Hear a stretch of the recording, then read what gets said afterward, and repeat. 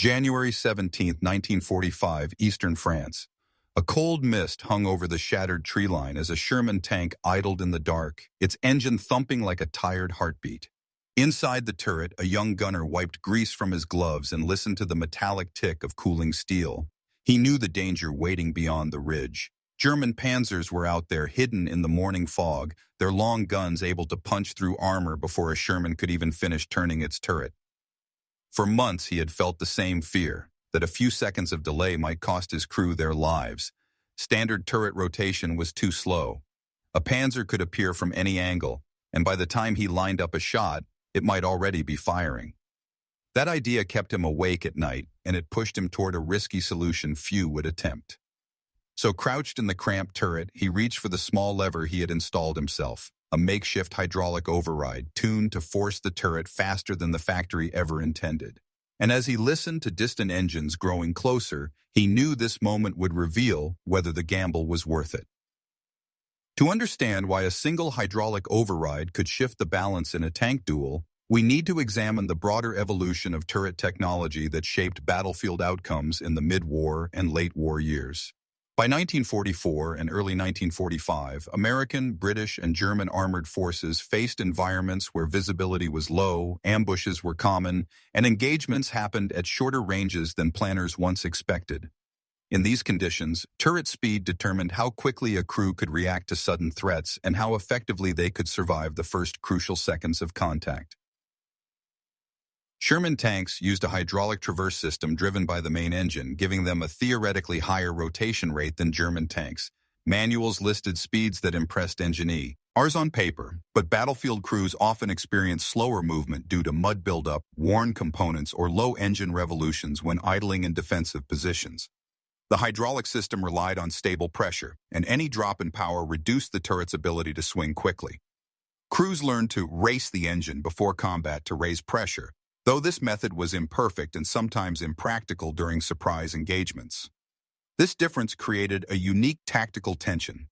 German tanks could fire deadly accurate shots at long range, but they struggled in fast-paced close combat. Allied tanks could react faster when their systems worked as intended. Yet even with hydraulic assistance, an unmodified Sherman turret sometimes rotated only a fraction faster than its opponents under poor conditions. Field reports noted these delays and described situations where a few degrees per second determined whether a tank was destroyed or whether it lived long enough to fire back. These small variations shaped the decisions of the crews who operated the machines. Hydraulic systems inside the Sherman depended on a governor that restricted pressure to prevent mechanical damage.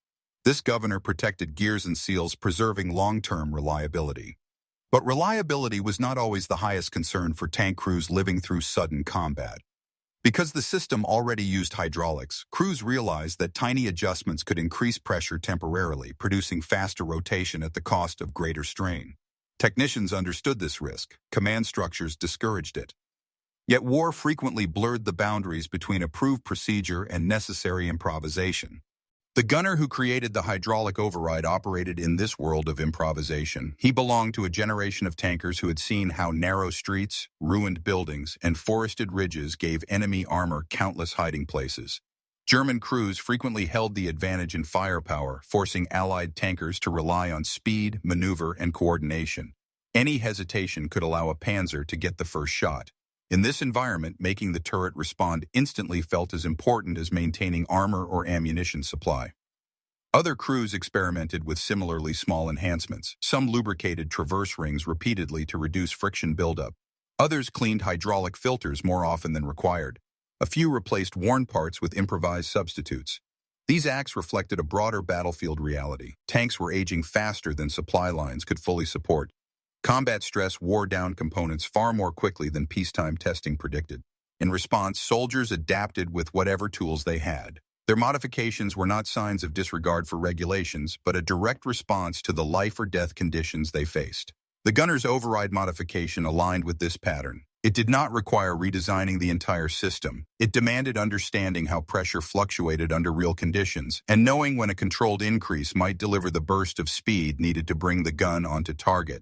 This context explains why such changes appeared in small pockets of the front, particularly within crews that faced repeated ambush threats. Within this technical and tactical environment, the stage was set for the moment when his modification would be tested in real combat, where every second mattered and every mechanical decision carried consequences. These factors shaped the dangerous close-range duel that would soon define his experience on the battlefield. Inside a tank, the gunner lived with the constant awareness that he was responsible for the first shot. He knew the commander relied on him. He knew the loader depended on his timing. Most of all, he knew that if he was too slow, the entire crew paid the price. Visibility was limited, space was tight, and every action demanded coordination. Under these conditions, the delay of even 1 second felt unbearable.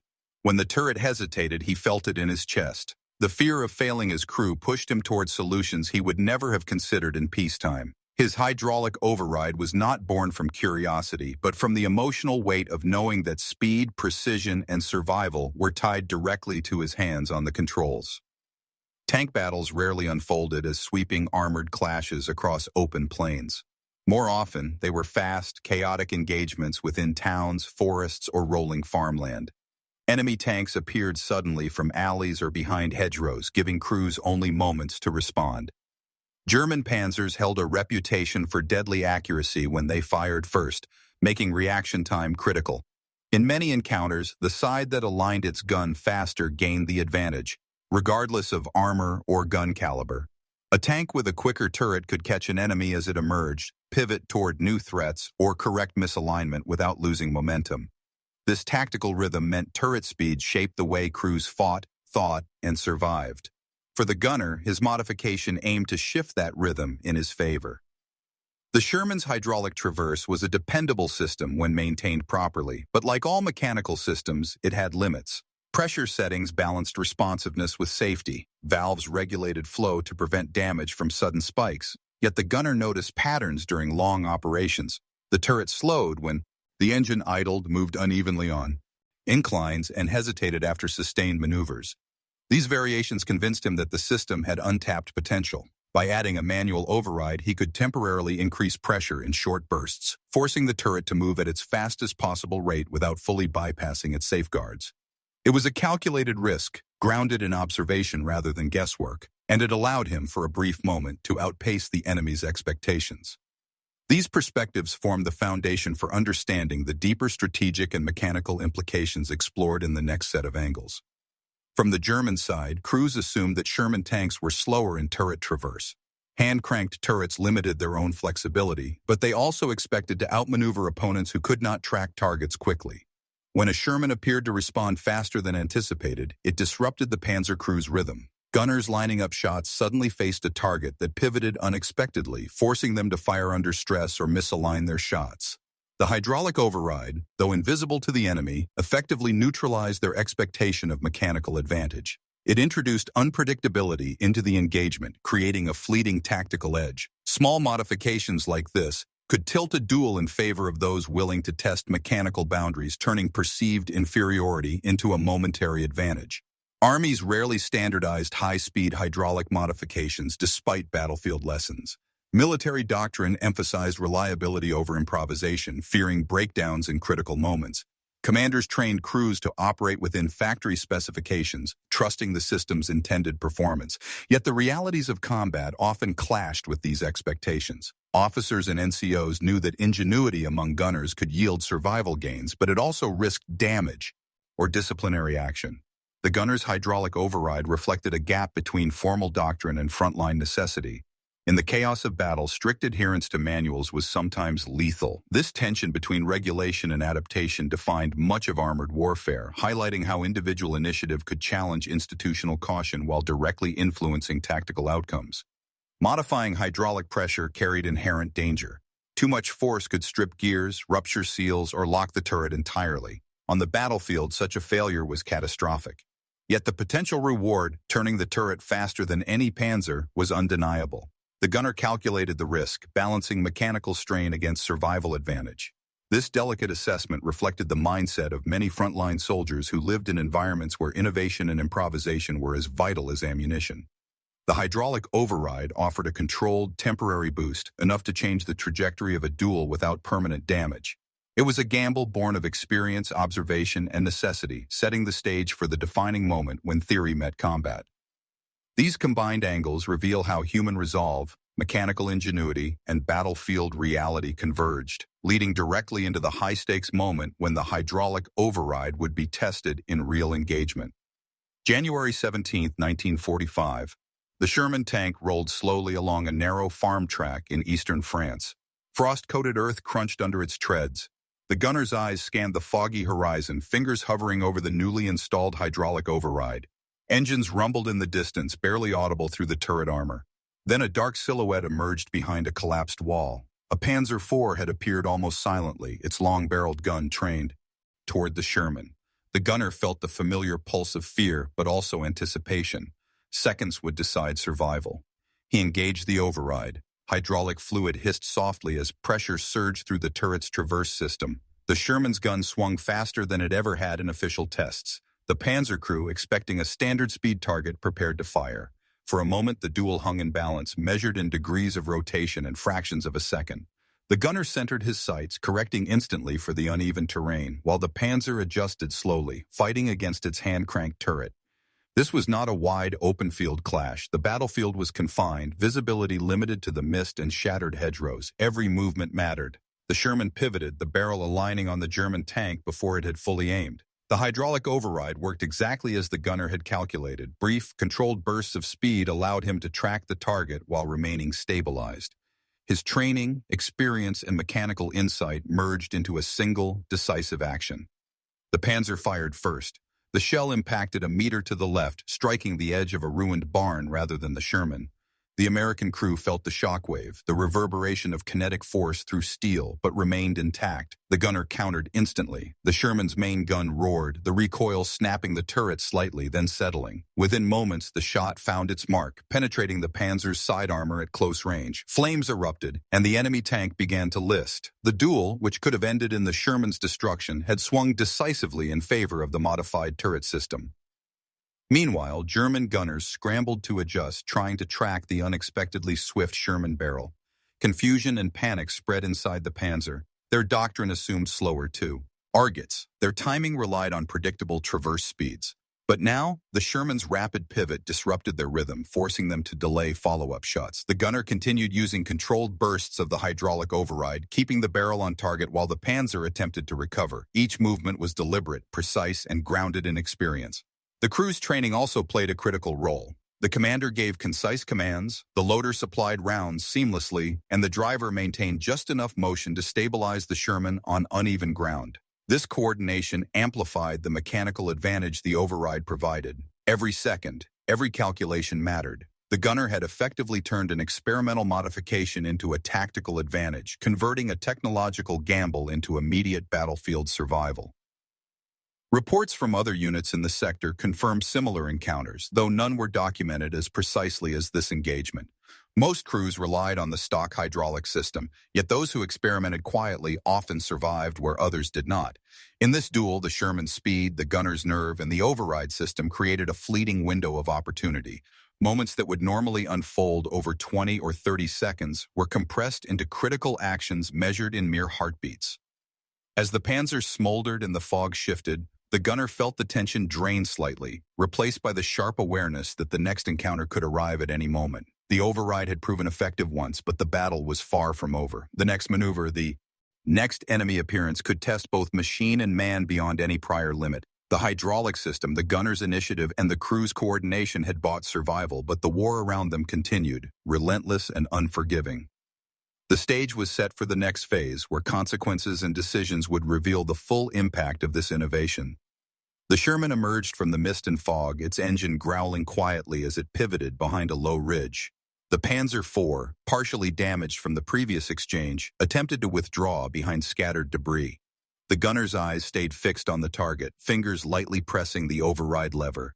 Every movement was measured, every adjustment vital. The crew understood that the hydraulic surge could not be sustained indefinitely. Overuse risked catastrophic failure. But in these brief bursts, it offered a tactical edge no conventional system could match. The Panzer's commander realized the anomaly too late. His turret responded sluggishly, the hand crank mechanism laboring against frozen gears and fatigue. His crew shouted, attempting to recalibrate under fire.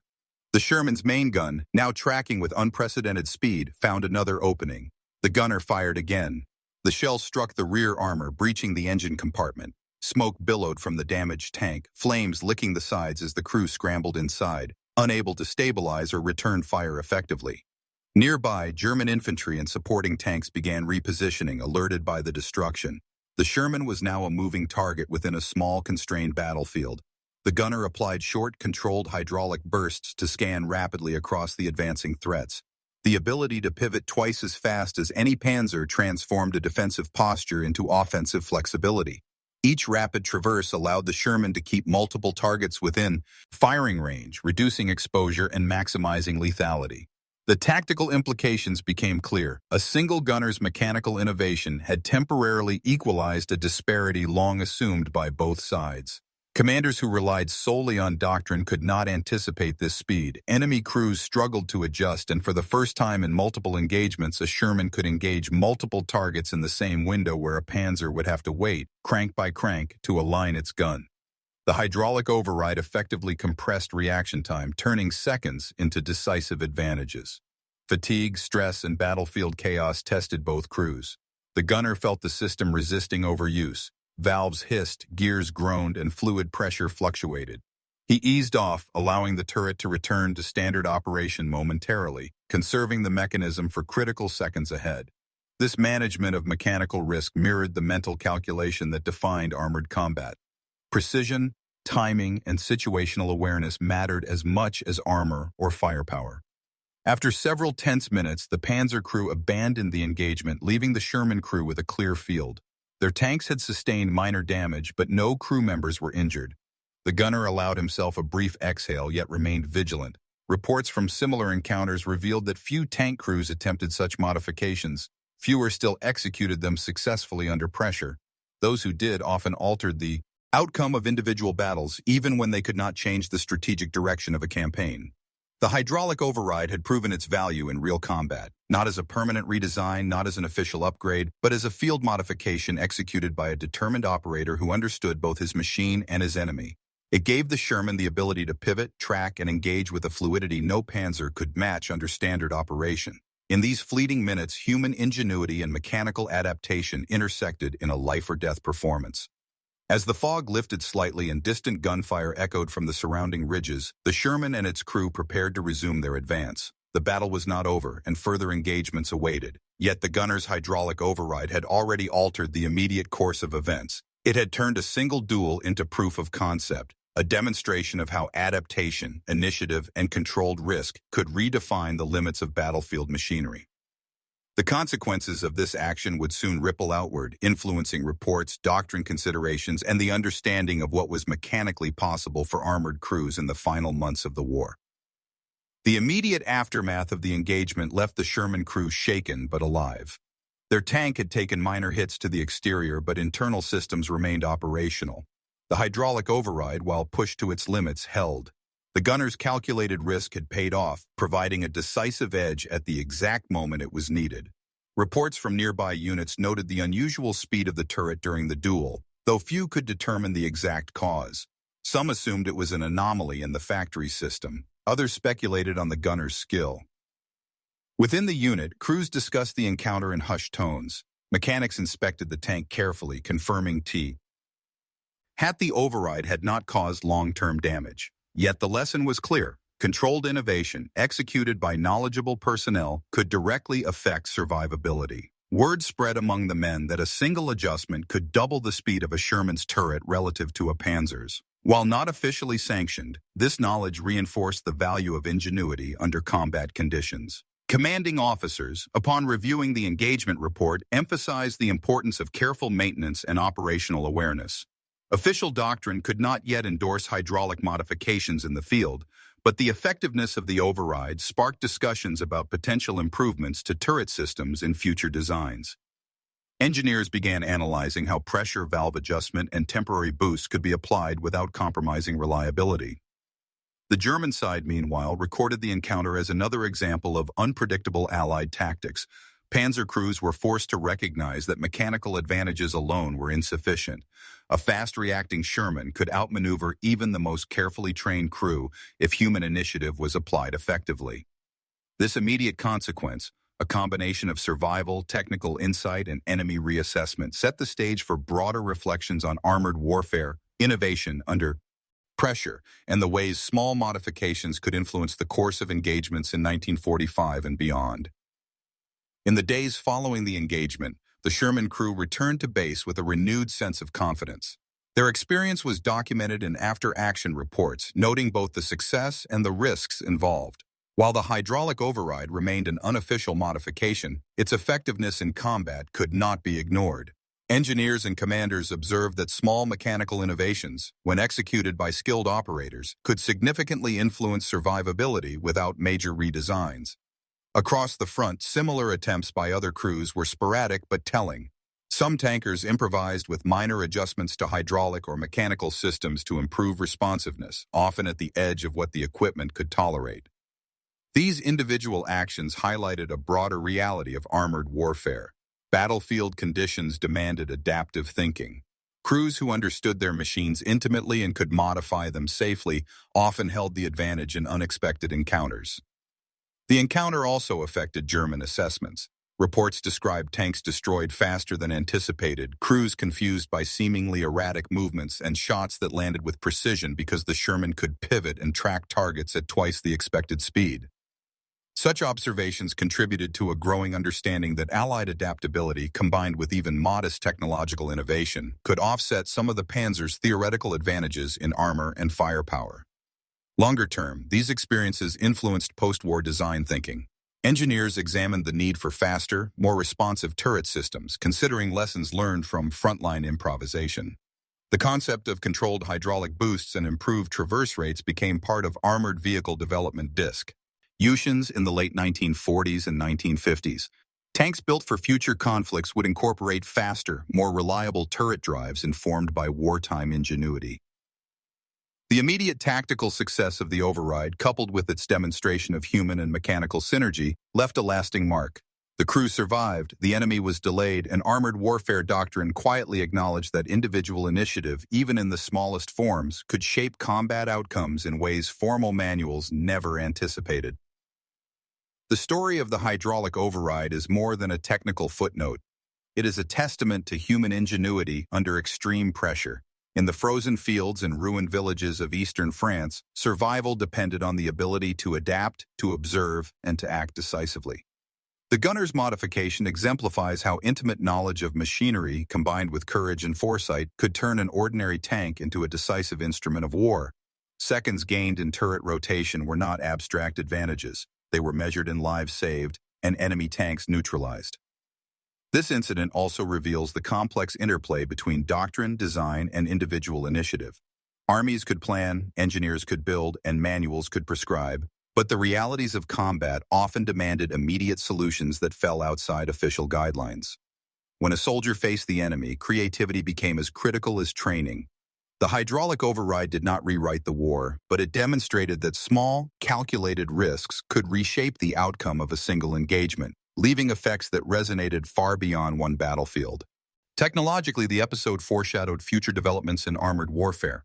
Lessons drawn from battlefield improvisation informed post-war designs, emphasizing faster, more responsive turret systems and the potential of integrating human insight with mechanical performance.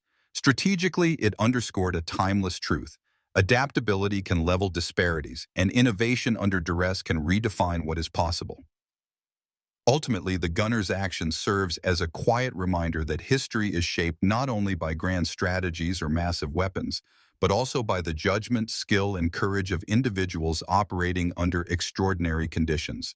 One small lever, one deliberate decision, and a single burst of speed could make the difference between life and death, and in doing so, etch a subtle but lasting mark on the story of armored warfare.